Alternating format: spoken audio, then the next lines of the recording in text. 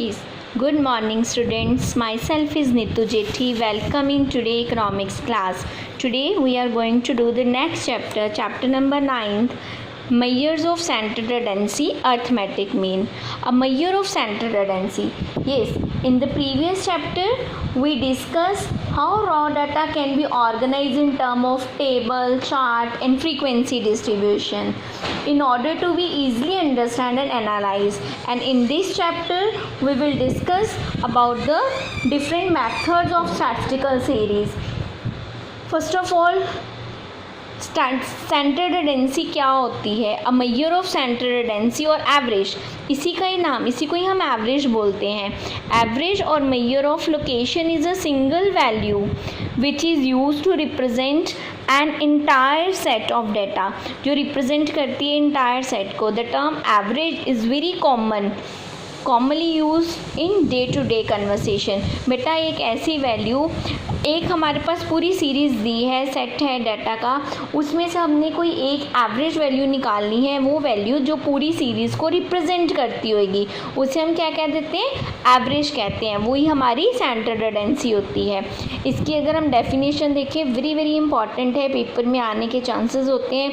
Clark and Scott की An average is an attempt to find one single figure to describe all the figures. क्या है ये इसका मतलब? An average. एवरेज जो होती है इसका मतलब कोई एक सिंगल वैल्यू फाइंड करना पूरे सेट ऑफ डाटा में से, वो वैल्यू जो हमारी पूरी सीरीज़ को रिप्रेजेंट करती होगी उसे हम कहेंगे एवरेज. नेक्स्ट है objective and functions of average. अब ऑब्जेक्टिव्स और फंक्शंस क्या हैं इसके? फर्स्ट है to present huge mass of data in a summarise form. देखो डाटा तो हमारे पास बहुत ज़्यादा है, लेकिन उसको अगर हमने समराइज वे से प्रेजेंट करना है तो बेस्ट वे हमारे पास क्या है? उसकी एवरेज लेके स्टडी करनी. It is very difficult for the human mind to grasp a large number of numerical figures. अब फिगर्स बहुत ज़्यादा है तो ह्यूमन माइंड इतनी ज़्यादा वैल्यूज़ तो ग्रास्प नहीं कर सकता ना. A measure of average is use to summarise such data in a single figure. इसमें क्या करते हैं कि हम बड़े डाटा को, बड़ी सेट ऑफ डाटा को समराइज कर लेते हैं एक सिंगल फिगर में, which make it easier to understand. जिसे अंडरस्टैंड करना ईजी होता है, रिमाइंड में रखना बहुत ईजी होता है. For example, it is difficult to understand individual families need for water during summer. Therefore, knowledge of average quantity of water need for a entire population will help to government in planning water resources. Government ने planning करनी है अगर water resources के बारे में, अगर हम एक इंडिविजुअल फैमिलीज़ का तो वो डाटा नहीं ना रख सकता स्कोर करके. इसके लिए वो क्या करेगा? एवरेज क्वांटिटी की जितनी रिक्वायरमेंट है एक कॉलोनी में समर वेकेशन में, वो याद करके वहाँ तक उतने रिसोर्सेज जो है वो अवेल करवा सकता है. नेक्स्ट है टू मेक कंपैरिजन ईजिली. अब इसकी through out the measures of centre tendency of average. इससे क्या होता है? Yes, reduce the mass of statistical data of a single figure. As a result, they are very helpful for the purpose of making comparative study. देखो main हम लोग ये statistical series use करते हैं, मेथड यूज़ करते हैं for the comparison purpose ना. तो इसके थ्रू आउट हम लोग ईजिली अपना जो कंपैरिजन है वो कर सकते हैं. To help in decision making. अब एवरेज प्रोवाइड करता है हमें एक ऐसी वैल्यू जिसके थ्रू आउट हमें गाइडलाइंस मिल जाती है, जिससे हम अपनी डिसीजंस बना सकते हैं, डिसीजन मेकिंग में हेल्पफुल हो जाती है.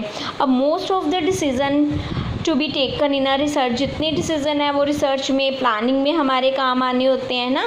तो ये जितने भी है वो हमारे किस पे बेस होने चाहिए? एवरेज वैल्यू पे बेस होते हैं. अब अगर एवरेज में बेस होंगे तो ऑब्वियसली हमारी जो प्लानिंग है वो वुल प्रूफ बनेगी, वो अच्छे से इफेक्टिवली बनेगी. For example, if the average monthly sale of a company are falling, अगर हम इसमें मान के चलें कि किसी कंपनी की जो एवरेज सेल है वो डाउन हो रही है ना, फॉल कर रही है, the sale manager may have to take certain decision to improve it. अगर उसे पता चल गया कि मेरी एवरेज डाउन जा रही है तो वो तभी तो वो डिसीज़न लेने में हेल्प करेगा कि अगर डाटा उसके पास आएगा कितनी इम्प्रूव हुई, कितनी डाउन हुई, तभी तो वो डिसीज़न ले पाएगा कि मुझे फ्यूचर में इसको कैसे इम्प्रूव करना है.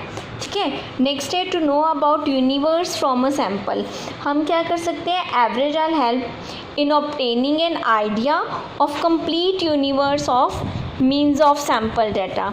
तो इसके थ्रू आउट हम क्या करते हैं, एक complete means of sample data हमारे पास आता है, एक आइडिया आता है कंप्लीट यूनिवर्स में से सैंपल लेने का कि हम कैसे ले सकते हैं। मोस्टली स्टैटिस्टिकल इंक्वायरी में फ्रिक्वेंटली हम लोग जो टेक्निक्स यूज़ करते हैं, सैंपल टेक्निक्स जो हैं वो तो मोस्टली यूज़ होती हैं, सैंपल टेक्निक्स बड़ी यूज़ होती हैं। The average of sample present a clear picture, तो ये हमें एक क्लियर कट पिक्चर प्रोवाइड करता है। नेक्स्ट इज बेस, नेक्स्ट आ रहा है base for computing other measures.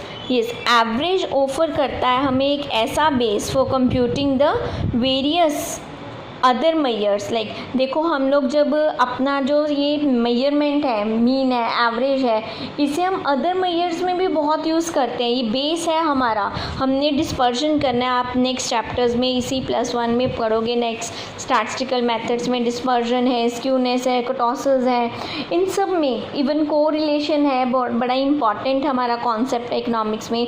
इन सब में that help in a many other phases of the statistical analysis. इन सब में इनके मेजर्स निकालने के लिए हमें जो इम्पॉर्टेंट टॉपिक की ज़रूरत पड़ती है, जो बेस की ज़रूरत पड़ती है, वो होती है एवरेज। जब तक हमें एवरेज क्लियर नहीं होएगी, पता नहीं निकलेगी, हमारी एवरेज की वैल्यू नहीं आएगी, तब तक हम अपने स्टैटिस्टिकल मेथड्स में कोई भी फॉर्मूला अप्लाई नहीं कर सकते हैं। सो ये एक बेस है जो central tendency is considered as a base for computing other measures. जितने भी मेजर्स हैं वो इसी पे ही डिपेंड करते हैं, इसी पे डिपेंड करके हमारा जो आगे काम है वो चल पाता है।